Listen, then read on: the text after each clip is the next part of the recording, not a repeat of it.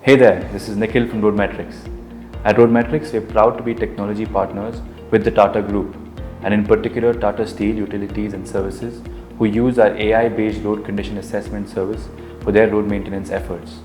In this video, I'm going to quickly share with you our experience working with the Tata Group over the past 2 years.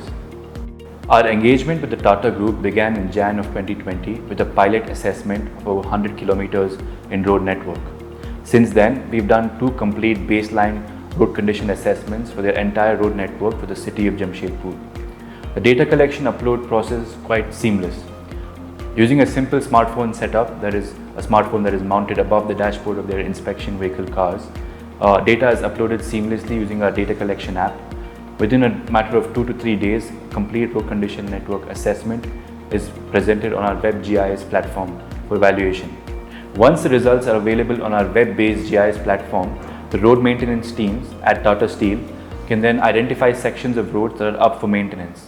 By using a data-driven process for their road maintenance efforts, teams can expect up to 30% savings in their costs for road maintenance. We are now proud to continue our association with the Tata Group for the second continuous year in providing our AI-based road condition assessments.